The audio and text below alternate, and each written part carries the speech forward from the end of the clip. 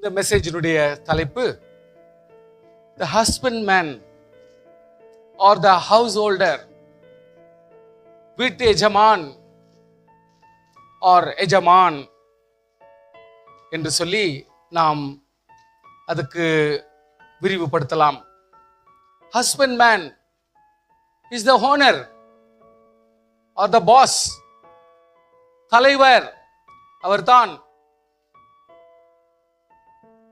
அதே போலதான் இப்பொழுது நம்முடைய குடும்பங்களிலேயும் ஹவுஸ் ஹோல்டர், குடும்ப தலைவர், குடும்பத்தினுடைய அதிபர், குடும்பத்தை நடத்துகிறவர், குடும்பத்திற்கு பொறுப்பாளி, உத்தரவாதம் உள்ளவர் என்று சொல்லி கூட எடுத்துக்கொள்ளலாம். ஆனால் இதனுடைய விளக்கம் வேத புத்தகத்தில் அகராதிகளில் பார்க்கும் பொழுது the husbandman, ஒரு ஓனர் என்று சொன்னால் எதை முக்கியமாக குறிப்பிடுகிறது என்று சொன்னால் he must be a farmer. ஃபார்மருக்கு ஒரு விளக்கம் worker of the soil, நிலத்தை பண்படுத்துகிறவரும் உழுகிறவரும் அதற்கு சொந்தக்காரராய் இருந்து சொந்தக்காரராய் இருப்பதினாலே அதனுடைய பலனை பெறுகிறவர்.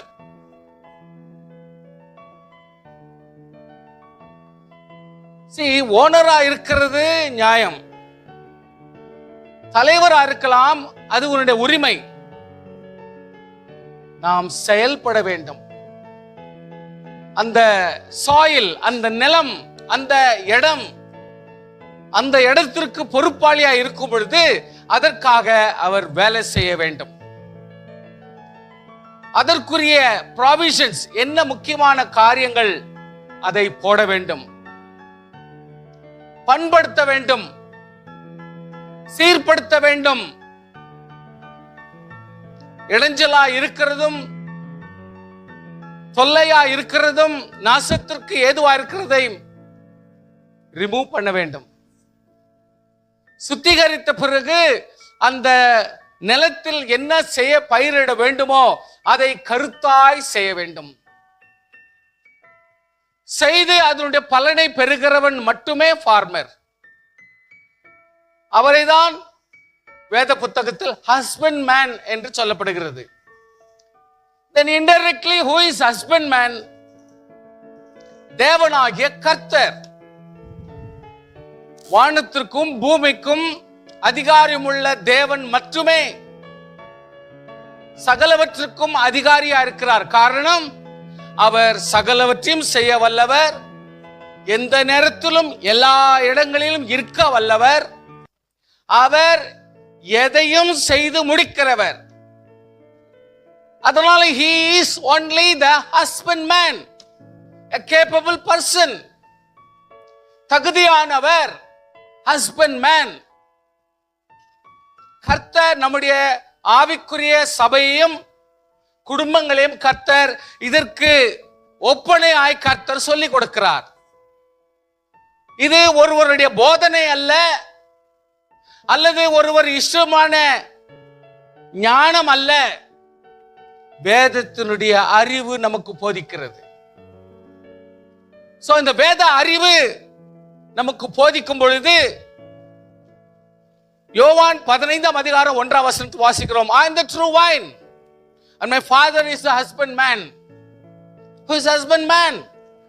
தேவன். நான் மெய்யான திராட்சை செடி, என் பிதா திராட்சை தோட்டக்காரர். அதுக்கு விளக்கம் கொடுக்கிறாங்க பாருங்க. உலகத்திலேயே ஒரு அருமையான நல்ல ஒரு தோட்டம் என்று சொல்லிக் கொள்ளத்தக்க ஒரு நேர்மையான அற்புதமான ஒரு தோட்டம் உண்டானால் அது திராட்சை தோட்டத்தை தான் வேத புத்தகம் வெளியுறுத்துகிறது. அதுக்கப்புறம் நீங்க கோதி என்ன போட்டுங்க, நீங்க அரிசி என்ன போட்டுங்க, நீ எதனா போட்டுங்க, அதை பத்தி கவலையே இல்லை. முதலாவது வேத புத்தகத்தில் ஒரு தோட்டத்துக்கும் தோட்டத்தினுடைய ஓனர் அல்லது விளைவுக்கு ஒரு எக்ஸாம்பிளாக கொடுக்கப்படுகிறது திராட்சை தோட்டம் மட்டுமே. காரணம், அவைகளில் ஒன்றும் சேதத்திற்கும் ஒரு நஷ்டத்திற்கும் இடம் கொடாமல் ஆசீர்வாதத்துக்கு மட்டுமே. பிளஸ் அது அபிவிருத்திக்கும் பிளஸ் சரீரத்தினுடைய வளர்ச்சிக்கும் சுகாதாரத்திற்கும் நோயை நீக்குவதற்கும் பலனை பெறுவதற்கும் காரணமாயிருக்கக்கூடியது திராட்சை செடி. ஆனபடினாலே திராட்சை செடியை மட்டுமே உலகத்திலே ஒரு எக்ஸாம்பிளாக கர்த்தர் அத்திமரத்தை குறித்து பேசியிருக்கலாம், அல்லது வேறையாவது விதைகளை குறித்து கர்த்தர் பேசியிருக்கலாம். ஆனால் ஒரு நிலத்தினுடைய விளைச்சல், அதனுடைய பலனை குறித்து விவரிக்க வேண்டுமானால் திராட்சை ரசத்தை மட்டுமே, திராட்சை பழத்தை மட்டுமே, அந்த தோட்டத்தை மட்டுமே ஆண்டவராகிய கர்த்தர் எக்ஸ்பிளனேஷன் கொடுப்பார், எக்ஸாம்பிளாகவும் கொடுப்பார். இந்த இடத்துல ஆதியாகமம் 26:12 வாசிக்கிறோம், ஈசாக்கு அந்த தேசத்தில் விதை விதைத்தான், கர்த்தர் அவனை ஆசீர்வதித்ததினால் அந்த வருஷத்தில் 100 மடங்கு பலன் அடைந்தான். சோ விதை விதைக்கிறதுன்றது ஒரு பாயிண்ட் ஆஃப் ஒர்க்மேன்ஷிப்.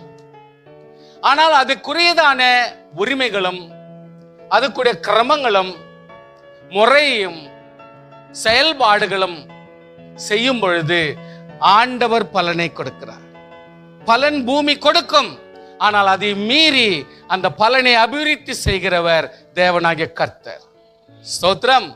நாம் எப்பொழுதுமே இந்த ஒவ்வொரு வார்த்தை சொல்லும் பொழுதும் நாம் ஒருவேளை லேண்ட் வச்சிருக்கிறோமோ, வீடு வச்சிருக்கிறோமோ, அல்லது வேலைக்கு போறோமோ, நம்ம சம்பளத்தை கொடுக்கிறோமோ, எப்படி வந்து எடுத்துன்னு வர்றோமோ, அதை செய்ய வேண்டிய முறையில செஞ்சு, நடத்த வேண்டிய முறையில நடத்தி, ஆசீர்வதிக்க வேண்டிய நிலைமையில ஆசீர்வதித்து, அவைகளை பண்படுத்த வேண்டிய நிலைமையில பண்படுத்தி, அதனுடைய தேவன் கொடுத்த நியாயத்தை செயல்படும் பொழுது அதற்கு ஏற்ற அபிவிருத்தியை தேவன் கொடுக்கிறார்.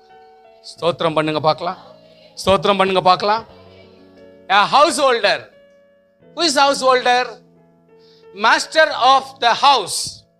வீட்டினுடைய மேல் அதிகாரி. A farmer. Who is farmer? Tiller of the soil. அதாவது மண்ணை பண்படுத்துகிறவர். A man of soil. அதாவது இந்த பூமியிலே விளைச்சலை நீங்க வேற ஒரு விஷயத்துல ஏதாவது செயல்படணும்னா ஒன்னு போட்டு இன்னொன்னு எடுக்கணும். ஆனால் பூமி என்பது இன்றைக்கும் ஆண்டவர் கொடுத்த ஆசீர்வாதத்தினுடைய இடம் எவ்வளவு தூரத்துக்கு இருக்குதுன்னா, அதிலிருந்து எவ்வளவு வேணாலும் பலனை எடுக்க தேவன் அதற்கு உரிமை, நமக்கு உரிமை கொடுத்திருக்கிறார். ஹல்லேலூயா. அதெல்லாம் மாறி போச்சு. கர்த்தருடைய பிள்ளைகளே, ஆண்டவராகிய கர்த்தர் இன்னும் கூட பூமி அழிகிற வரைக்கும் ஆண்டவராகிய கர்த்தர் பூமியிலே நீ எதை விதைத்தாலும் அது தன் பலனை கொடுக்கும். ஹல்லேலூயா.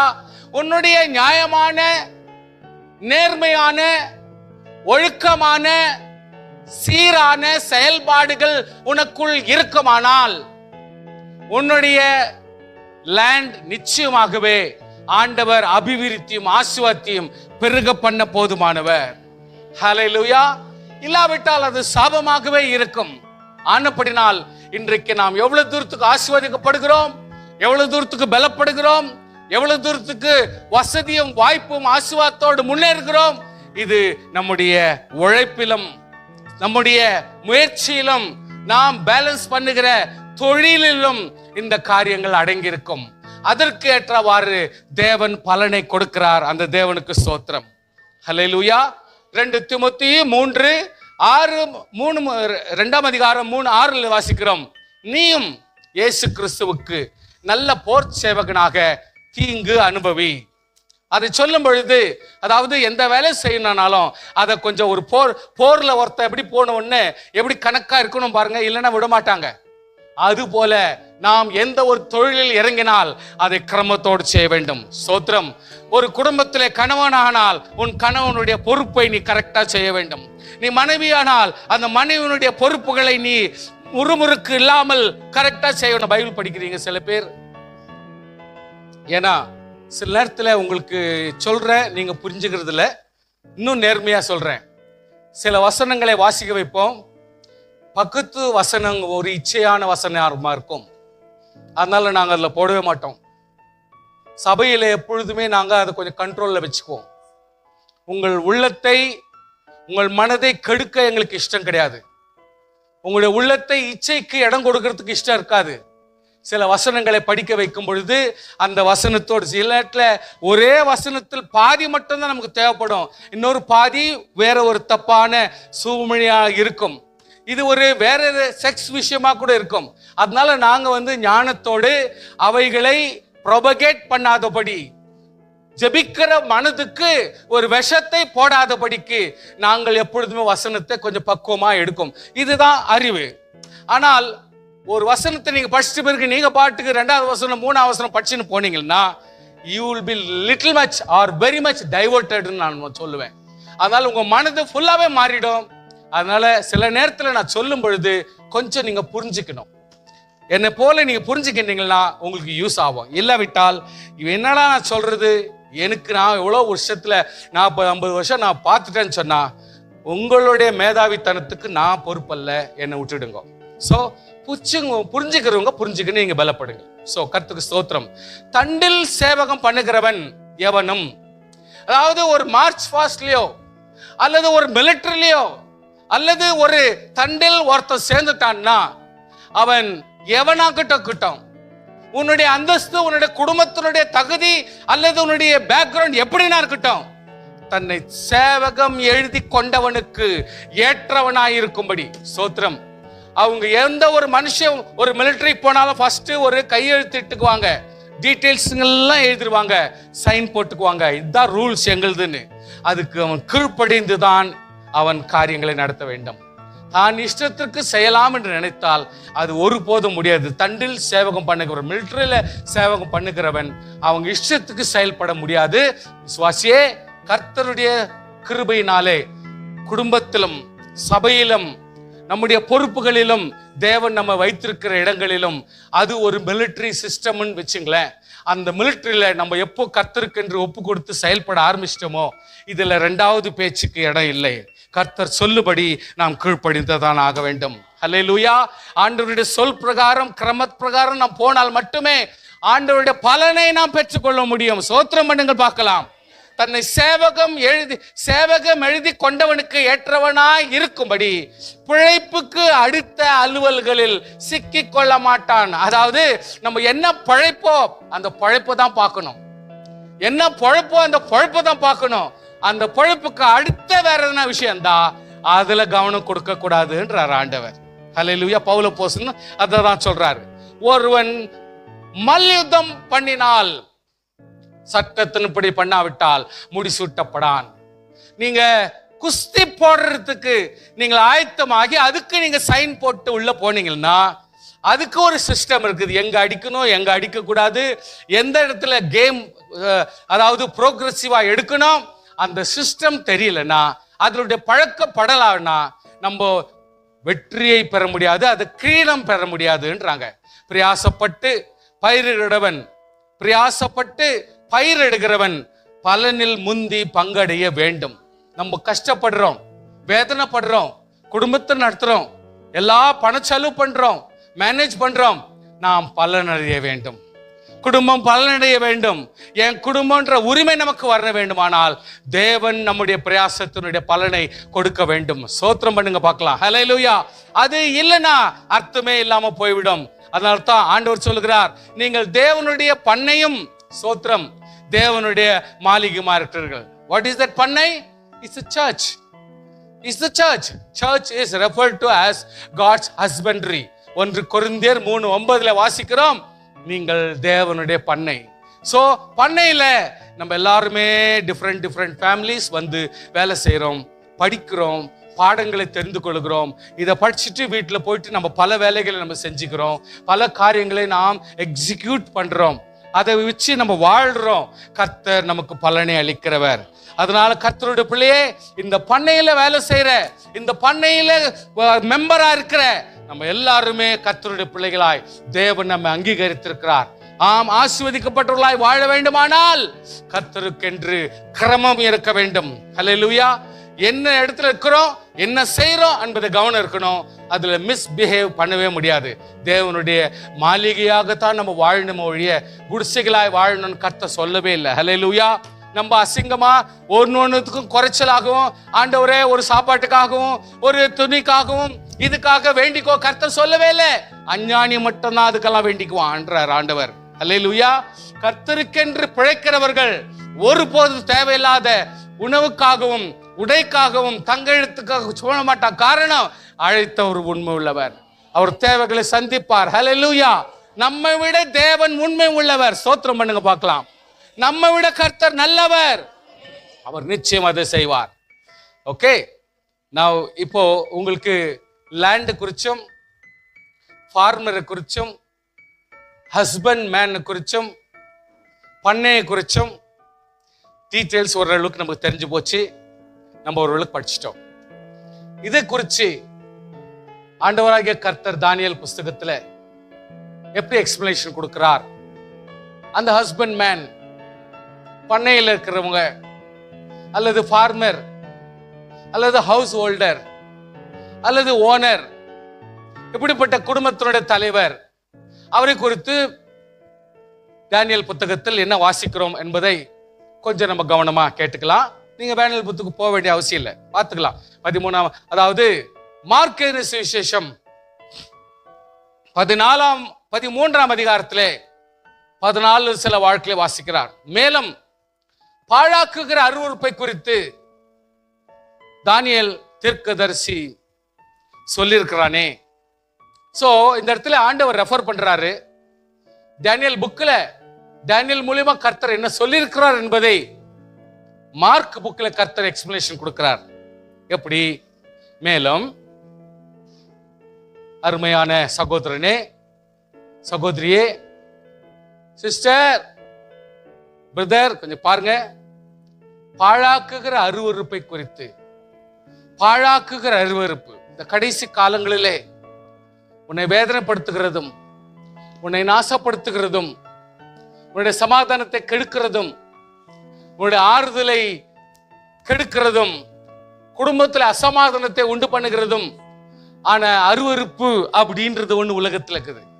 கர்த்தருடைய பிள்ளைகளே, நீங்க ஜெபிக்கிறது சில வித்தியாசமான ஜெபத்தெல்லாம் கத்துக்கணும். இயேசுவே இயேசுவே, கர்த்தாவே கர்த்தாவே, இது எப்பவுமே இருக்குது. சில அருவருப்புகளுக்காக ஜெபம் பண்ணும். கர்த்தாவே, அருவருப்பின் ஆவிகளுக்காக ஜெபம் பண்ணும். அருவருப்பின் பிசாசின் கிரியைகளுக்காக ஜெபம் பண்ணும். சில அருவருப்புகளை கொண்டு வருகிற எல்லா அந்தகார கிரியைகளுக்காக ஜெபிக்க வேண்டும். ஸ்தோத்திரம் பண்ணுங்க. அல்லேலூயா. தானியேல் சொல்லிட்டானே, வாசிக்கிறவன் சிந்திக்க கடவன். பைபிளை வாசிக்கிற நம்ம கொஞ்சம் திங்கும் பண்ணணும். நம்ம கொஞ்சம் திங்க் பண்ணணும். சாமி என்ன கவனிங்க ப்ளீஸ். திங்க் பண்ணணும். வாசிக்கிறோம் நினைக்க வரும்பொழுது நம்ம கொஞ்சம் யோசனையா பண்ணணும்ன்றாரு. அது நிற்கத்தகாத இடத்திலே நீங்கள் அதை நிற்க காணும் போது, ஸ்தோத்திரம் ஸ்தோத்திரம், I want your attention please.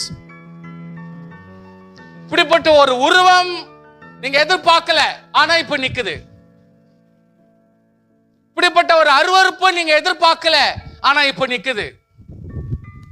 இப்படிப்பட்ட ஒரு அழிவு நீங்க எதிர்பார்க்கல, ஆனா இப்ப அழிஞ்சின்னு வருது. இப்படிப்பட்ட நோய் நீங்க எதிர்பார்க்கல, நோய் வந்து நிக்குது. இப்படிப்பட்ட நஷ்டம் எதிர்பார்க்கல, வந்து நிக்குது. இயேசுவை பார்த்தன்றாங்க, மூஞ்ச பார்த்தன்றாங்க, அங்க இது வருதுன்றாங்க, அது வருதுன்றாங்க.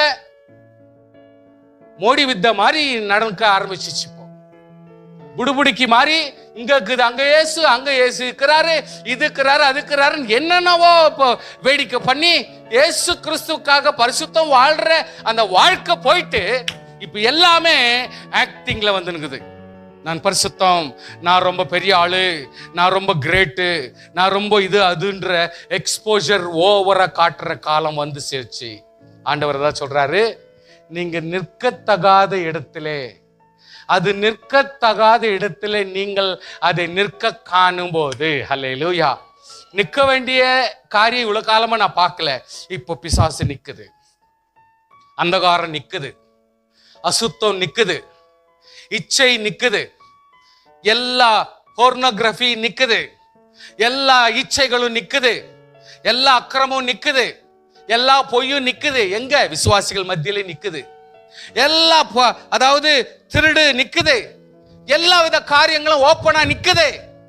நிக்க கூடாது இருந்துச்சு, இப்ப நிக்க வேண்டாது இருந்துச்சு. அந்த வேண்டாத காரியம் இப்ப நிற்க காணும் பொழுது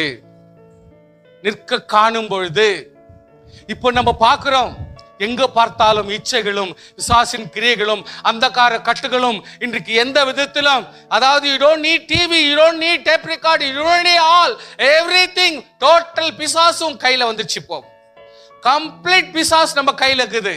You can do whatever the nonsense you want and you can deliberately do whatever the unwanted things you want. உன்னை யாரும் கட்டுப்படுத்துறதுக்கு ஆள் கிடையாது, எக்ஸெப்ட் ஆவியானவர் செயல்பட்டால் மட்டுமே. ஹல்லேலூயா. ஆவியானவர் கிரியை செய்தால் மட்டுமே, ஆவியானவர் உன்னோடு இருந்து செயல்பட்டால் மட்டுமே. nobody can control, no father can control, no mother can control, no பக்தி ஸ்தோத்திரம் ஜெபம் ஆராதனை இதெல்லாம் வேண்டாத கதைங்க. everything is on the hand. நீ பாவம் செய்யறதுக்கு எல்லா பாசிபிலிட்டிஸும் கையில கொடுத்துட்டான் பிசாசு. நிக்க கூடாது தான், ஆனா இப்ப நிக்க காணும் பொழுது நம்ம என்ன ஆக்ஷன் எடுக்கணும், அதுதான் இன்னைக்கு மெசேஜ். இதெல்லாம் நம்ம எதிர்பார்க்கல, இப்ப எதிர்பார்த்து வந்துட்டோம். நம்ம என்ன செய்யணும்? சாசு வேதனையை கொண்டு வரான். நீ துக்கப்படுகிறவரா இருந்தா துக்கத்தை கொண்டு வர்றான். பண பிரச்சனையில் இருக்கிற ஆளா இருந்தா உனக்கு பண பிரச்சனை கொண்டாடுறான். உனக்கு உனக்கு எந்த கதை உனக்கு அடிக்ட் ஆயிருக்கிறியோ, எதுக்கு நீ பயப்படுறியோ அதை தூக்கினது உங்ககிட்ட இப்போ போடுறான். ஏன்னா எவ்ரிதிங் இப்ப எல்லாம் பாருங்க, ஹார்ட்வேர். ஒரு கம்ப்யூட்டர் வெளியில பார்த்தா அது ஹார்ட்வேர், இப்போ எல்லாம் சாஃப்ட்வேர்னா உள்ள என்ன நடக்குதுன்னு தெரியாது, அதான் வேலை செய்யறது.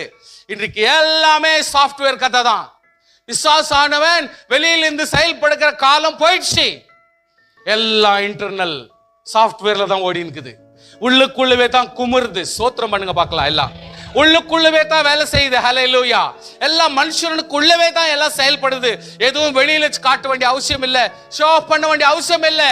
எல்லாம் நமக்குள்ளே அடங்கிடுச்சு. நீ எவ்வளவு தூரத்துக்கு கண்ட்ரோல்ல வாழ போற, எவ்வளவு தூரத்துக்கு இச்சைக்கு நீங்க ஒதுங்கி இருக்க போற, எவ்வளவு தூரத்துக்கு நீ பரிசுத்தமா வாழ போற, இது இட்ஸ் ஆல் எவ்ரிபடிஸ் சேலஞ்ச். சோத்திரம் பண்ணுங்க.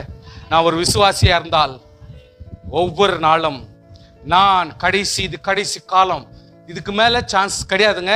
நம்ம இந்த இடத்துல உட்காந்துட்டுமான்னு நினைக்கும் பொழுது கர்த்தருக்குள்ளாக நம்ம உஷாரா இருக்க வேண்டியது அவசியமாக தான் இருக்குது. நிற்க கூடாத இடத்திலே நீங்கள் அதை நிற்க காணும் பொழுது சோத்திரம் என்ன பண்ணும்? யூதேயாவில் இருக்கிறவர்கள் மலைகளுக்கு ஓடிப்போம். சுவாசியே, நீ ஒரு இஸ்ரவேலனா இருந்தா, நீ உண்மையிலே ஒரு ரட்சிக்கப்பட்டவனா இருந்தா, யூதேயான்றது ஆண்டவர் தெரிந்து கொள்ளப்பட்ட ஒரு இஸ்ரவேலுடைய ஒரு மகன்.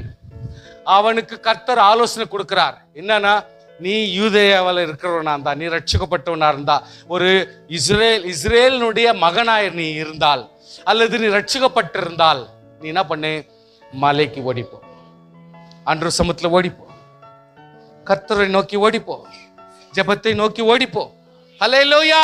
இன்னைக்கு எல்லாரும் அதாவது போதிக்கத்தான் முடியும், எக்ஸ்பிளைன் தான் பண்ண முடியும். உள்ளத்தில் கிரியை செய்கிறது சாஃப்ட்வேர். ஹல்லேலூயா. உள்ளுக்குள்ளவே எல்லாம் நடந்துடும், எல்லா பாவம் செஞ்சு முடிஞ்சிடும், உடம்பு மனசு கெட்டு சீரழிஞ்சு போயிடும். அதனால விசுவாசியே, நீ யூதேயாவானால் மலைக்கு ஓடிப்போ. கர்த்தரிடத்துல அடைக்கலம் புகு, தேவ சமூகத்துல அடைக்கலம் புகழ், கர்த்தர் சமூகத்துல போ. நீ வீட்டின் மேல் நான் வீட்டுக்கு அதிகாரி, நான் ஓனர் அப்படின்னு நினைக்கிறதா, வீட்டை விட்டு இறங்காத. தன் வீட்டுக்குள் இறங்காமல் தன் வீட்டில் எதையாவது எடுத்துக்கொள்ளாம உள்ளே போகலாம் அப்படின்னு கூட நினைக்காத. அது விட சீரியஸ் தான் இப்போ மலைக்கு ஓடி போகணும். ஹல்லேலூயா. எங்க ஓடி போகணும்? நம்ம மலைக்கு ஓடி போகணும். வீட்டு உள்ள போய் ஏதோ ஒன்று எடுக்கணும் அப்படின்றது கூட கிடையாது. இப்போ டைம் இல்லை. ஆண்டவர் சொல்றாரு, எண்ட் டைம் வந்துச்சுன்றாரு. ஏன் இந்த வெளிப்பாடும் இந்த ஒரு பிரசங்கம் கர்த்தர் இன்னைக்கு கொடுத்தாருன்னா, ஆண்டவராகிய கர்த்தர் இன்றைக்கு ஒரு சீரியஸ் மேட்டர் நம்ம எடுத்துதான் ஆகணும். ஏன்னா உள்ளுக்குள்ளவே பிசாசு கிரியை செஞ்சுனேக்குது. நம்முடைய உள்ளுக்குள்ளவே பிசாசான கிரியை செஞ்சிருக்கிறான். பிசாசு வெளியில பார்க்க வேண்டிய அவசியம் இல்லை, பிசாசுடைய உருவம் இனிமேல் வெளியே பார்க்க வேண்டிய அவசியம் இல்லை. எவ்ரிதிங் உள்ளுக்குள்ளவே நடந்துருக்குது. ஆனபடினாலே நீ யூதேயாவா இருந்தால், யூதாவா இருந்தால் மலைக்கு ஓடிப்போம். ஹல்லேலூயா. வீட்டு மேல இருக்கிறேன், உரிமை போச்சு. என் வீட்டு ஓனர், நான் இவ்வளவு பெரிய சொத்து, இந்த கதை வேற என்ன எடுக்கலான்னு கூட போக கூடாது. நீ ஃபர்ஸ்ட் மலைக்கு ஓடிப்போம். வயலில் இருக்கிறவன், நான் டியூட்டியில் இருக்கிறேன், சம்பாதனையில் இருக்கிறேன், கஷ்டப்படுறேன், பலப்படுறேன், வெரி குட், ஐ அப்ரிஷியேட். தன் வஸ்திரத்தை எடுப்பதற்கு பின்னிட்டு திரும்பாது இருக்க கடவன். வஸ்திரம் எடுக்கலானா கூட நீ பின்னிட்டு ஓடுறதுக்கெல்லாம் சான்சஸ் கிடையாது. இப்போ ஹல்லேலூயா. நீ மலைக்கு ஓடி போகணும். ஸ்தோத்திரம் பண்ணுங்க பார்க்கலாம். இயேசுவே ஸ்தோத்திரம், ஸ்தோத்திரம். சந்ததியே, ரட்சிப்புக்குள் பலப்பட்ட அருமை தேவ சபையே, கர்த்தருக்குள் ரட்சிப்பு அடைந்த மகா உன்னதமான மணவாட்டியே, இயேசு கிறிஸ்துவாகிய மணவாளனுக்கு ஒன்று கூட வேண்டும் என்று சொல்லி ஆயத்தப்படுத்தி கொண்டிருக்கிற மணவாட்டியே, உன்னை நான் இன்னும் எவ்வளவு தூரத்துக்கு நான் கெஞ்சி கேட்கணும். என் சிரசை தாழ்த்தி நான் வேண்டிக்கிறேன். as a pastor. கடைசி காலம், உபத்திரவ காலம், மோசடியின் காலம், இயேசு கிறிஸ்துவினுடைய வருகையின் காலம் இவ்வளவு தூரத்துல நிக்கும் நீங்க எதிர்பார்க்கல. ஆனா இப்ப ஆண்டவர் சொல்றாரு, அது இருக்க வேண்டிய இடத்துல வந்து நின்றுச்சு. எப்போ நின்றுச்சோ, கர்த்தருடைய பிள்ளைகள் இனி சாக்கு சொல்லாத. நீ இஸ்ரவேலாய் மாற்றப்பட்ட மகனாகிய யூதேயா, அந்த யூதேயாவில் இருக்கிற இஸ்ரவேலர்கள் ஒரு குரூப் யூதேயாவில் இருக்கிறாங்க, இன்னொரு குரூப் சமாரியாவில் இருக்கிறாங்க. இதுதான் இஸ்ரவேலர்கள் வாழ்ந்து கொண்டு வந்தாங்க. அதனால ஆண்டவர் சொல்றாரு, யூதேயாவில் இருக்கிறவனுங்கோ ஒருபோது விட்டு விலகாமல் சிஸ்டமேட்டிக்கா வாழ்ந்தபடினால கர்த்தர் யூதேயாவுக்கு ஆலோசனை கொடுக்கிறார். நீ என் பிள்ளை, நீ என் மகன், என் சொல்ற பேச்ச கேட்கிறவன். அதனால யூதேயாவுக்கு நான் சொல்றேன், உன்னை நான் மீட்டுக் கொள்றேன், ஆசைப்படுறேன். அதனால நீ என்ன பண்ணு, உலகத்தை விட்டு நீ மலைக்கு ஓடி வந்துரு, நான் உன்னை பாதுகாப்பேன். ஹல்லேலூயா. இரண்டாம் வருகையிலும் எந்த ஒரு சூழ்நிலையிலும் நான் உன்னை பாதுகாப்பேன். விட்டுடு, பொல்லாப்பை விட்டுடு, அநியாயத்தை விட்டுடு, உலகத்தினுடைய சம்பிரதாயத்தை விட்டுடு. போக்கு சொல்ல இடம் கிடையாது. உன்னுடைய பேச்சுகளுக்கெல்லாம் முற்றுப்புள்ளி வச்சு உடனே மலைக்கு ஏறி வா. ஹல்லேலூயா. வீட்டின் மேல நான் ஓனர், இவ்வளவு ரெஸ்பான்சிபிள் இருக்குது, பொறுப்புக்குது அப்படின்னு நினைக்கிற நீ, அதெல்லாம் காலம் முடிஞ்சு போச்சு. இப்போ வருகையின் நாட்கள். அதனால அந்த வீடு பொறுப்பு அப்படின்றதெல்லாம் ஒரு சைட்ல ஆண்டவர் சமூகத்துல விட்டுட்டு நீ எப்படி பரிசுத்தமாய் கர்த்தர் சமூகத்துல சேரணும் அந்த வேலையில கவனமாயிரு. நீ வயல்ல வேலை செஞ்சு சம்பாதிச்சு எல்லாவற்றையும் பலப்படுத்துகிறவனா இருந்தால் நீ அதையும் கூட கர்த்தர் சமூகத்துல விட்டு அது பாட்டுக்கு அந்த காரியத்தை செய்யட்டும். ஆனால் உன்னுடைய முக்கியமான வேலை என்ன? தேவனாகிய கர்த்தருக்குள் நான் பின்னிட்டு திரும்பி பார்க்காமல் ஆண்டவர் சமூகத்துல போக வேண்டும். அல்லேலூயா. கர்த்தருடைய பிள்ளைகளே, அந்த நாட்கள் கர்ப்பவதிகளுக்கும் பால் கொடுக்கிறவர்களுக்கும் ஐயோ. அந்த நாளைக்கு நோயாயும் வேதனையாயும் முடியாதவர்களாகவும், இன்னும் புத்தியை தெளிவிக்காதவர்களும், இன்னும் கற்றுக்கொள்ளாதவர்களும், இன்னும் ஆண்டவர் சமூகத்தை நாடாதவர்களும் அப்படிப்பட்ட ஆளா நீ என்றாத. நீங்கள் ஓடி போவது மாறி காலத்தில் சம்பதியாதபடி வேண்டிக்கொள். அன்றைக்கு ஒரு மழையோ அந்த ஒரு வேதனையோ அல்லது இடைஞ்சலோ அல்லது லோத்தின் மனைவி போல பின்னிட்டு பார்க்கிற சூழ்நிலையோ ஆகாதபடிக்கு நம்ம கொஞ்சம் கவனம் பண்ணிக்கோ. அந்த ஒரு சூழ்நிலைக்கெல்லாம் இடம் கொடுக்காத. அது மழை காலம் இல்லாதபடி மாறி காலம் இல்லாதபடிக்கு நமக்கு ஒரு கர்த்தர் அனுகூலமான நேரமா இருக்க கர்த்தர் நமக்கு தயவு காட்டட்டும் என்று சொல்லி ஆண்டவர் சமூகத்தில் வேண்டிக் கொள்வோம். ஏனெனில் தேவன் உலகத்தை சிருஷ்டித்து முதல் இதுவரைக்கும் சம்பவித்தாராததும், சோத்திரம், ஹல்லேலூயா. தேவன் உலகத்தை சிருஷ்டித்து முதல் இதுவரைக்கும் சம்பவித்திராததும் இனிமேல் சம்பவியாததுமான உபத்திரவ நாட்கள் உண்டாயிருக்கும். இவ்வளவு காலம் கேள்விப்படல, இவ்வளவு இருந்துச்சா, அங்க பார்த்தோம் இவ்வளவு ஒரு வைரஸ் இருந்துச்சு, இவங்க கொஞ்சம் இது இருந்துச்சு, அது இருந்துச்சு. இப்ப அப்படி இல்லை. ஒரு 60 வயசு 70 வயசு ஆட்களுக்கு ஏதோ ஒரு காலத்துல சுகர், தலைநோவு இருந்துச்சு, அப்புறம் சுகர்னு வந்துச்சு, அப்புறம் பிளட் பிரஷர் வந்துச்சு. இப்ப என்ன ஆயிடுச்சுன்னா, இந்த சுகரோடு கூட பிளட் பிரஷரோடு கூட இடுப்பு நோவு வந்துருச்சு, கால் நோவு வந்துருச்சு, முதுகு நோவு வந்துருச்சு, தலைநோவு வந்துருச்சு, வீட்டுல டென்ஷன் வந்துருச்சு, கடன் தொல்லை வந்துருச்சு, அன்பு இல்லை, சமாதானம் இல்லை, நிம்மதி இல்லை, சரியான வாய்க்கு சாப்பாடு இல்லை, ஆதரவு இல்லை, இப்படி நிறைய ப்ராப்ளம்ஸ் ஒன்னா கூட சேர்ந்துக்கின பிறகு உனக்கு ஐயோ அப்படிப்பட்ட நிலைமை உனக்கு வரக்கூடாதுன்றார் ஆண்டவர். ஸ்தோத்திரம் பண்ணுங்க பார்க்கலாம். சுவாசியே, உன்னை நீ ப்ரிப்பேர் பண்ணிக்கோ. அப்படிப்பட்ட இடைஞ்சலுக்கு சான்ஸ் கொடுக்காத. முடிஞ்ச அளவுக்கு 1 or 2 நோய்க்காக ஏதோ ஒரு மருந்து சாப்பிட்ற மாதிரி பண்ணி உன்னுடைய சுகாதாரத்துக்கும் உன் குடும்பத்தில் ஆறுதலுக்கும் ஆஸ்வாதத்துக்கும் சமாதானத்துக்குமான ஒரு சூழ்நிலையை கிரியேட் பண்ணி கொண்டார் ஆண்டவர். அன்றைக்கு ஒரு மாறி காலமோ வேதனையின் காலமோ வந்து நீ எதுலுமே வேலை செய்ய முடியாம அவதிப்படுற ஒரு சூழ்நிலை வரக்கூடாதுன்றார் ஆண்டவர். சோத்திரம். கர்த்தர் நாட்களை குறைத்து விட்டால் ஒருவன் தப்பி போவதில்லை, தாம் தெரிந்து கொண்டவர்கள் நிமித்தமோ. சோத்திரம். இதுதான் முக்கியமான விஷயம். என்னது? தாம் தெரிந்து கொண்டவர்கள் நிமித்தமோ. Are you a chosen? நம்ம பதில் சொல்லணும். கர்த்தர் என்னை தெரிந்து கொண்டாரா? கர்த்தர் என்னை தெரிந்து கொண்டாரா? தெரிந்து கொள்ளப்பட்டேனா? இன்னைக்கு கர்த்தர் என்னை தெரிந்து கொண்டிருக்கிறாரா? அந்த கேரண்டி நமக்கு இருந்தா அவங்களுக்கு கர்த்தர் அனுகூலத்தை உண்டு பண்ணுவாராம். தாம் தெரிந்து கொண்டு ஒரு நிமித்தமோ அவர் அந்நாட்களை குறைத்திருக்கிறார். ஹல்லேலூயா. சோத்திரம் பண்ணுங்க பார்க்கலாம். இதுதான் இம்பார்ட்டன்ட். சுத்தி சுத்தி மறுபடியும் சென்டர்ல ஒரு பிளாக் போட்டு உங்களுக்கு சொல்லி கொடுக்குறேன். என்னது? இவ்வளவு பேசினேன், இப்ப மறுபடியும் இப்போ பேசினுக்கிறேன். கர்த்தர் இந்த காலங்களிலே நாம் தெரிந்து கொள்ளப்பட்டவர்களாய் இருந்தால் கர்த்தர் நம்முடைய நிமித்தம் அந்நாட்களை குறைத்து, வேதனையை குறைத்து, நம்ப வரைக்கும் உன் குடும்பத்தை வரைக்கும் நீ கீழ்ப்படுகிறபடினாலே உன்னுடைய துக்கங்களை குறைத்து, அசமாதானங்களை குறைத்து, ரட்சிக்கப்பட்டவர்களும் சமாதானம் உள்ளவர்களை மாத்திரம் உங்க வீட்டில் வச்சு கொஞ்சம் வயிறு நிறைய சாப்பிட்ற அளவுக்கு கர்த்தர் பலனை கொடுத்து கொஞ்சம் கூட சோத்திரம் பண்ணுங்க. ஐயா, முக்கியமான விஷயத்தை பேசினுக்கிறாங்க. தெரியும் இந்த மாதிரி எல்லாம் போய் எக்ஸ்பிளனேஷன்ஸ் கிடைக்காதுங்க. ப்ளீஸ், கிடைக்காது. இந்த எக்ஸ்பிளைன் பண்றவங்க கிடைக்காது, வசனம் கிடைக்குது. எக்ஸ்பிளைன் பண்ணி கொடுக்கணுங்க, புரிஞ்சுக்குங்க கொஞ்சம். இந்த நாட்களை கர்த்தர் நமக்காக குறைக்கிறார். யாருக்காக? தெரிந்து கொண்டவர்கள் நிமித்தமோ. அல்லேலூயா. நாம் தெரிந்து கொண்டவர்களாக இருக்க தேவன் நமக்கு தயவு செய்யட்டும். தெரிந்து கொண்டவர்களாக இருக்க நம்ம ஆண்டவர் சமூகத்தில் நாம் காணப்படுவோம். அல்லேலூயா. அப்பொழுது இதோ கிறிஸ்து இங்கே, இதோ கிறிஸ்து அங்க இருக்கிறார். அதனால தான் நான் அதெல்லாம் கேரே பண்ணிக்கிறது இல்லை. இங்க இருக்கிறார், அங்க இருக்கிறார். அங்க பாருங்க, வானத்துல ஒரு போட்டோ தெரியுது, இயேசு கிறிஸ்துவோட முகம் அங்க வந்திருக்குது. என்னென்னவோ ஒரு பிக்சர் எல்லாம் போட்டு அதெல்லாம் மாடிஃபை பண்ணிட்டு இந்த ஊர்ல அதை பார்த்து இதை பார்த்து எதை பார்த்தா என்ன, என் இயேசு கிறிஸ்து என்னோடு இருக்கிறார். இதுக்கு மேல வானத்துல தெரிஞ்சாயினா பூமியில தெரிஞ்ச அதை பத்தி எனக்கு கவலையே இல்லை. ஆண்டவராகிய கர்த்தர் சமூகத்துல அங்க இயேசுக்கிறார், இங்க இயேசுக்கிறார். ஐயோ இங்க வந்துட்டாராம், இங்க இவர் வந்துட்டாராம், ஐயோ அந்த பாஸ்டர் வந்துட்டாராம், ஐயோ டிஜிஎஸ் வந்துட்டாராம், இவர் வந்துட்டாராம். இவர் வந்தா என்னயா, இயேசு கிறிஸ்து உன்னோடு இருக்கிறாரா? அவங்கெல்லாம் நம்மளுக்கு ஒரு எக்ஸாம்பிள்ஸ் தான். அவங்கள நம்ம யாரும் நிஷ்டூரம் பண்ணிக்க வேண்டாம்.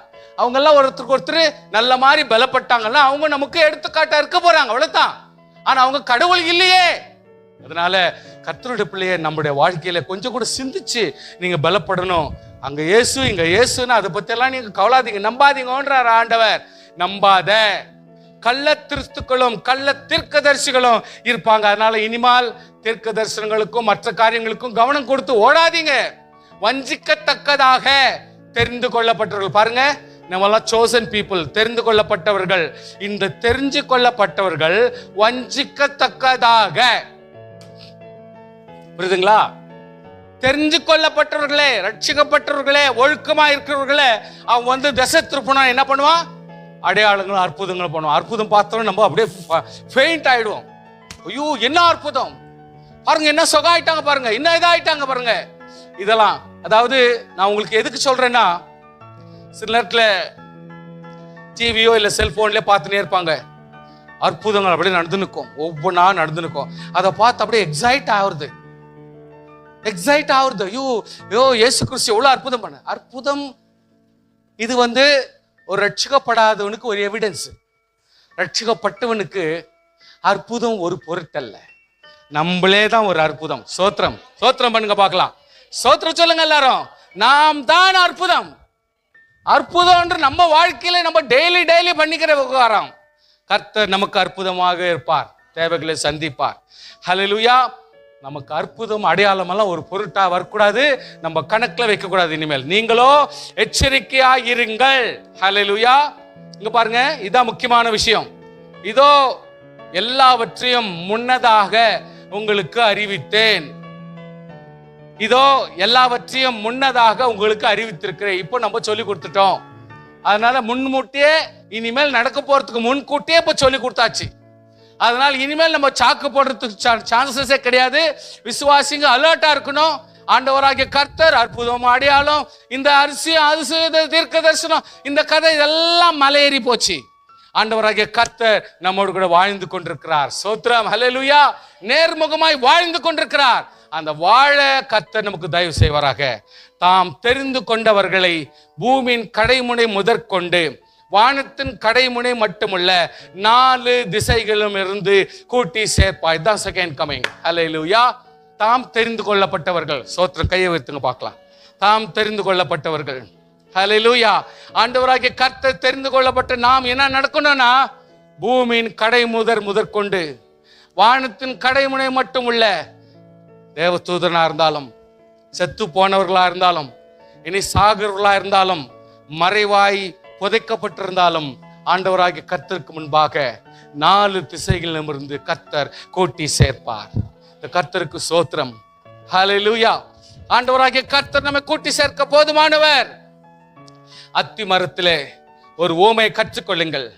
அதில் இளங்களை தோன்றி துளிர் விடும் பொழுது சம்மர் ஸ்டார்ட் ஆயிடுச்சு, நல்ல ஒரு வசந்த காலம் வந்துச்சு அப்படின்னு நமக்கு தெரிஞ்சுதான். அப்படியே இவைகள் சம்பவிக்கிறது நீங்கள் காணும் பொழுது அவர் சமீபமாய் வாசல் அருகே நிற்கிறார். ஸ்தோத்திரம். இவைகள் சம்பவிக்கும் பொழுது நம்ம பயப்பட வேண்டிய அவசியம் இல்லை. ஆண்டவராகிய கர்த்தர் வாசலில் நிற்கிறார். ஸ்தோத்திரம். இவைகள் சம்பவிக்கும் பொழுது நம்ம என்ன நினைக்கணும்? வாசலில் நிற்கிறார். அதனால நம்ம ஆயத்தப்பட ஆரம்பிக்கணும். ஹல்லேலூயா. கர்த்தருடைய பிள்ளைகள் இதுல கவனமா நம்ம இருக்க வேணும். கர்த்தருடைய பிள்ளைகள் ரொம்ப கேர்ஃபுல்லா இருக்கும். ஸ்தோத்திரம். அக்காலத்தில் நீங்கள் அறியாதபடியால் எச்சரிக்கை இருங்கள், விழித்திருந்து ஜெபம் பண்ணுங்கள். ஒரு மனுஷன் தன் வீட்டை விட்டு பிரதேசத்துக்கு பிரயாணமா போறாருன்னா அவர் என்ன பண்ணுவாரு? தன் ஊழியக்காருக்கு அதிகாரம் கொடுப்பார். 2வது வேலையை நியமிப்பார். இந்த வேலை நீ செய்யணும்னு சொல்வாரு. 3வது காவல்காரனை கூப்பிட்டு, ஏய் பத்திரமா தூங்குறங்க போற, பத்திரமா முழிச்சுக்கணும் அப்படின்னு சொல்லுவார். இதை தான் கர்த்தர் நமக்கு சொல்றார். ஸ்தோத்திரம். அப்படியே நீங்களும் விழித்திருங்கள். ஏன் சாயங்காலமோ நடுராத்திரியிலோ சேவல் கூறும் நேரத்திலோ காலையிலோ ஏன் இந்த டிஃபரன்ஸை கர்த்தர் சொல்றாருன்னா, சாயங்காலத்துல சிலருக்கு சில பழக்கங்கள் உண்டு, மத்தியானத்துல சிலருக்கு சில பழக்கங்கள் உண்டு, காலையில சிலருக்கு சில பழக்கங்கள் உண்டு. இது எல்லாவற்றையும் மீறி தேவனாகிய கர்த்தருடைய வருகை தான் நமக்கு முக்கியம் என்று கணக்கு போடணும். அதை தான் கர்த்தர் அங்க சொல்றாரு. சில நேரத்தில் சாயங்காலம் ஆயினா சில பேருக்கு வேற விதம், போய் பானிபூரி சாப்பிடணுன்ற ஒரு ஆசை, சில பேருக்கு அங்கே எதனா ஒன்று சாப்பிட்டு அப்புறம் இங்கே போகணும்னு ஆசை. அதாவது நைட் 8 மணிக்கு சாப்பிட்றோமே அந்த யோசனைலாம் வராது. அதுக்கு முன்னாடி இன்டர்வெல்ல என்னென்னத்தையோ நடத்துருவாங்க, என்னென்னவோ யோசனை வரும், என்னென்னவோ கதை வரும். இன்னைக்கு ரோடெல்லாம் எதுவும் நார்மலா வாக் பண்ண முடியல. அந்த அளவுக்கு ஊர் உலகமே வெறும் ஹோட்டல்களாவே மாறி போச்சு. ரோடுன்னு சொல்ல முடியாது, ஹோட்டல் ஸ்ட்ரீட்னு சொல்லணும் எல்லாருமே. ஏன்னா எல்லாரும் அந்த கதி ஆயிட்டாங்க. இன்னைக்கு கர்த்தருடைய பிள்ளைகளே, சாயங்காலமும் நடுராத்திரியோ சேவல் கூவும் நேரம் காலையிலோ, ஆமென், சேவல் கூவும் நேரம் வேற, காலை வேற. ஸ்தோத்திரம். இதை கொஞ்சம் நம்ம மனசுல வச்சுக்கணும். உங்களை தூங்குகிறவர்களாக கண்டுபிடியாதபடிக்கு நீங்கள் விழித்திருங்கள். நம்மளை கர்த்தர் எப்படி பார்க்க கூடாது? தூங்கி நிற்கிறப்போ கர்த்தர் நம்மளை வந்து சந்திக்க வேண்டிய அவசியம் இல்லைன்றாரு. நான் உங்களுக்கு சொல்லுகிறதை எல்லாருக்கும் சொல்லுகிறேன். ஸ்தோத்திரம். சுவாசியே, இப்ப இன்னொரு அலர்ட்னஸ் இங்க கிறிஸ்தவங்களுக்கு சொல்லிருக்கிறாங்க, சர்ச்சில் சொல்லிருக்கிறாங்க, அந்த கதை முடிஞ்சு போச்சு சாமி. இப்ப கர்த்தர் என்ன சொல்றாரு? எல்லாருக்கும் சொல்லுகிறேன். எல்லாரும் கேட்டுக்கொள்ள வேண்டிய சூழ்நிலை வந்துடுச்சு. ஹல்லேலூயா. ரட்சிக்கப்படணும் ரட்சிக்கப்படாதவனும் நீயோ நானோ யாரா இருந்தாலும் சரி, எல்லாரும் தெரிஞ்சுக்க வேண்டிய விஷயம் என்னன்னா, விழித்திருங்கள். ஸ்தோத்திரம். ஹல்லேலூயா. விழித்திருங்கள். புரியுதா? புரியுதா? விழித்திருங்கள். ஒருவனும் உங்களை வஞ்சியாதபடிக்கு எச்சரிக்கையாயிருங்கள். என் நாமத்தை தரித்து கொண்டு நானே கிறிஸ்து என்று சொல்லி அநேக வஞ்சிப்பார்கள். யுத்தத்தின் செய்திகளையும் கேட்கலீங்க. கலங்காதபடி எச்சரிக்கையா இருங்கள். இவைகள் எல்லாம் சம்பவிக்க வேண்டியது, ஆனாலும் முடிவு உடனே வராது. ஜனத்துக்கு விரோதமாய் ஜனம். சில நேரத்தில் வயநாடுல மண்ணு சரிஞ்சு அநேகர் செத்து போனாங்க. அதுதான் ரொம்ப பெரிய இஷ்யூவா மாறி போச்சு. சவுத் இந்தியால, நார்த் இந்தியால கல்கட்டா, இன்னும் சென்ட்ரல்ல ஹிமாலயாஸ்ல அந்த கதை. நான் என்னன்றேன், வருஷம் வருஷம் மழைன்னு வந்தே வருது, அது தண்ணி கண்டிப்பா அடிச்சுன்னு வந்தே வருது. அந்த ஓடுற தண்ணிய ஓடுறதுக்கு இடம் கொடுக்கணும். நம்ம ஸ்தோத்திரம், ஹல்லேலூயா. நாம் ஒரு இடத்த கட்டுறோம், நாம் ஒரு இடத்த வாங்குறோம்னா அதுக்கு ஒரு பிளான் பண்ணி எதுல நம்முடைய நிலைச்சி இருக்கக்கூடிய இடம் அப்படின்றது தீர்மானம் பண்ணணும். தண்ணி ஓடுற இடத்துல நீ கட்டிடுறது தான் இங்க வந்துடுச்சுனாக்கா எங்கிருந்து போறது? அதுக்கு யாரு பதில் சொல்றது? நான் என்னன்றேன், ஐ ஃபீல் வெரி சாரி. இந்த காரியங்களுக்காக நான் பேச வரல. நான் பேச வர்ற கதை என்னன்னா, ஜனத்துக்கு விரோதமாய் ஜனம், ஹல்லேலூயா. ராஜ்யத்துக்கு விரோதமாய் ராஜ்யம். பஞ்சங்களும் கொள்ளை நோய்களும் பூமி எதிர்ச்சிகளும் பல இடங்களில் மாத்தி மாத்தி கன்சிஸ்டண்டா வர ஆரம்பிச்சிச்சு. இவையெல்லாம் வேதனைக்கு ஆரம்பம், வருகையின் ஆரம்பம், வருகையினுடைய டைம். அப்பொழுது உங்களை உபத்திரவங்களுக்கு ஒப்பு கொடுக்கிறாங்க, உங்க மேல குறை சொல்றாங்க, உங்க வீட்டுல நியாயமா உங்களை விடுறதுல, நியாயமா இருக்கு உங்க மேல அப்படியே தப்பாவே சொல்றாங்க. ஒருத்தர் நல்லவங்களா இருந்தா கூட நல்லவங்கன்னு சொல்ல மாட்டேன்றாங்க. அந்த காலம் ஆயிப்போச்சு. போ சபைகளிலே சொல்றதுல எல்லாருமே எதனா ஒன்று குறை சொன்னாதான் இவரது பேச்சு கரெக்டா இருக்கும்னு நினைக்கிறாங்க. தப்பு. அதை தான் நான் சொல்றேன். ஊர்ல உலகத்துல சண்டைக்குது, ஏதோ நாட்டுக்கு போற பத்தி நான் பேசல. நம்ம குடும்பங்களிலேயே ஆறுதல் இல்லாம வாழ்ந்து கொண்டிருக்கிறோம். தனிப்பட்ட நபர்களிலே சமாதானம் இல்லாம வாழ்ந்து கொண்டிருக்கிறோம். நம்முடைய வாய் சரி கிடையாது, நம்முடைய வாய் பேச்சு நியாயம் கிடையாதுன்றேன். அதனால எங்கேயோ ஒருத்தருக்கு ஒருத்தர் விரோதம்ன்றது போய் இன்னைக்கு நம்ம வீடுகளிலேயே சரியான ரட்சிக்கப்பட்ட உள்ளங்களே ஒருத்தருக்கு ஒருத்தர் விரோதமாய் மனதை கொள்ளையடிக்கிற அளவுக்கு, வேதனை பண்ற அளவுக்கு நம்ம பேச்சுக்களும் துக்கங்களும் இராதபடிக்கு கர்த்தர் நம்மை காப்பாராக. அப்பொழுது உங்களை உபத்திரவங்களுக்கு ஒப்பு கொடுத்து உங்களை கொலை செய்வார்கள். என் நாமத்தின் நிமித்தம் மிக சகல ஜனங்களாலும் பகைக்கப்படுவீர்கள். அநேக இடரிலிருந்து ஒருவர் காட்டி கொடுத்து ஒருவர் பகைப்பார்கள். அநேக கள்ளத்திற்கு எழும்பி அநேகரை வஞ்சிப்பார்கள். அக்கிரமம் மிகுதியாவதினால், இதான் முக்கியமான பாயிண்ட். அக்கிரமம் எப்போ மிகுதியாவதோ அன்பே பார்க்க முடியாது, கிறிஸ்துவ அன்பே பார்க்க முடியாது. ஹல்லேலூயா. கிறிஸ்துவ அன்பு எங்க இருக்குது? கஷ்டம். ஏன்னா ஒவ்வொருத்தருக்கும் உபத்திரம் ஜாஸ்தி ஆயிடுச்சு, ஒவ்வொருத்தருக்கும் வேதனை ஜாஸ்தி ஆயிடுச்சு, அலுவலமும் ஜாஸ்தி ஆயிடுச்சு, பேச்சு ஜாஸ்தி ஆயிடுச்சு, பெருமை ஜாஸ்தி ஆயிடுச்சு. இன்னைக்கு எந்தெந்த கதை எங்கெங்கயோ போயிட்டு பம்பாடு ஆகுது. அதனால அன்புன்றதுக்கு இடமே இல்லாத மாதிரி மாறி போச்சு. முடிவு பருந்தும் நிலத்திற்பனை ரட்சிக்கப்படுவான். ராஜ்யத்தினுடைய சுவிசேஷ பூலோகம் எங்கும் சகல ஜனங்களுக்கும் சாட்சியாக பிரசங்கிக்கப்படும். ஹல்லேலூயா. கர்த்தர் இந்த உலகத்துல எங்க பார் தேவனுடைய வசனம் போகிறதுக்கு சான்ஸ் கொடுத்துட்டாரு. நிச்சயமா போயிடுச்சு. லாஸ்டா ஒரே ஒரு எக்ஸாம்பிள் நான் கொடுக்குறேன். நோவாவின் காலத்தில் எப்படி நடந்ததோ அப்போதே மனுஷனுடைய காலத்தில் நடக்கும். லாஸ்டா எப்படி புரிஞ்சுக்கணும் பாஸ்டர்? நானு எப்படி எனில், ஜலப்பிரகாரம் வரத்துக்கு முன்னான காலத்திலே நோவா பேழைக்குள் பிரவேசிக்கும் நாள் வரைக்கும், நோவா அந்த பேழைக்குள்ள பிரவேசித்து கதவு மூடுற வரைக்கும் ஜனங்கள் நாம் புசிக்கிறோம், நாம் குடிக்கிறோம், இந்த பெண் கொன்றோம், இந்த ஆசிட்டிஸ் ஃபேமிலி என்னென்ன காரியம் நடக்கணும் ஆசிட்டிஸ், அவ்வளவுதான். இதுல கொஞ்சம் வித்தியாசம் கூட கொடுக்கவே இல்லை. அவன் என்ன பிரசங்கம் பண்றான், என்ன ஜபம் பண்றான், என்ன ஆராதனை கொடுக்குறான், என்ன பண்றான், அதெல்லாம் போடுறது சொல்லிட்டு போட்ட விடு, நான் இப்படிதான் வாழ்வேன் அப்படின்னு நம்ம காரியத்திலே அவ்வளவுதான் கவனமே எதை பத்தியும் பொருட்டு இல்லாம இருந்தாங்க. என்ன ஆச்சுன்னா, திடீர்னு ஒரு நாள் வந்துச்சு. கர்த்தர் ஜலப்பிரளயத்தை மழையும் பூமியிலையும் எங்கிருந்து வருதுன்னு தெரியல, அவ்வளோ மழையை கர்த்தர் வர வச்சிட்டார். அனைவரையும் வாரிக்கொள்ள போகும் மட்டும் உணரா இருந்தார்கள். கர்த்தருடைய பிள்ளைகளுக்கு ஒரு சின்ன ஆலோசனை நான் கொடுக்குறேன். நீங்க சும்மா ஒரு டெஸ்ட், உங்க மைண்டுக்கு தான் டெஸ்ட் பாருங்க. கடல் தண்ணி ஆகட்டும், உலகத்துல தண்ணி ஆகட்டும், வானத்துல ஆவியா போற தண்ணி ஆகட்டும், மேகத்துல பனிக்கட்டியா இருக்கிற தண்ணியா இருக்கட்டும், எப்படி இருந்தாலும் it is the volume of water exist in the world. நல்லா கவனிச்சுங்க. உங்களுக்கு ஞானம் இருந்தால், சயின்ஸை பத்தி உங்களுக்கு இன்னும் எஃபிஷியன்சி இருந்தால் இன்னும் கொஞ்சம் கிளீனா படிச்சுங்க. ஆனால் இங்க நம்ம என்ன படிக்கிறோம்னா, புத்திக்கு மீறி, ஞானத்துக்கு மீறி, கொஞ்சம் கவனிங்க ப்ளீஸ். அல்லேலூயா. உங்களுடைய அறிவுக்கு மீறி, உங்களுடைய எல்லா திறமைக்கு மீறி, ஜபத்திற்கு மீறி, பூமிக்கு மேல அரராத்ன்ற மலைக்கு 15 அடி ஹைட், அதுக்கு மேல 15 அடி ஹைட்டுக்கு தண்ணி வந்து நிக்குதுன்னா அவ்வளோ தண்ணி எங்கிருந்து வந்துச்சு? எங்கிருந்து வந்துச்சு? இதுக்கு கொஞ்சம் எக்ஸ்ட்ரா தண்ணி வந்தாலே அழிஞ்சு போயிட்டான், ஊரே அழிஞ்சு போச்சு. ஏன்னா தண்ணி லெவல் ஜாஸ்தி ஆயிடுச்சு, அதனால ஊரே இல்லாத போயிடுச்சுன்றாங்க. இது கர்த்தருடைய பிள்ளைகளை யோசனை பண்ணி பாருங்க. ஃபுல் உலகமே கர்த்தர் நினைச்சு உயரமான அரராத் மலைன்னு இருந்துச்சுன்னா அதுக்கு மேல 15 அடிக்கு தண்ணி ஃபுல்லா பூமியே முழுகிற அளவுக்கு இருந்துச்சுன்னா, ஆண்டவராகிய கர்த்தர் முழுகடிக்கணும்னு மனசு வச்சா ஆண்டவர் முழுகடிக்க முடியும்.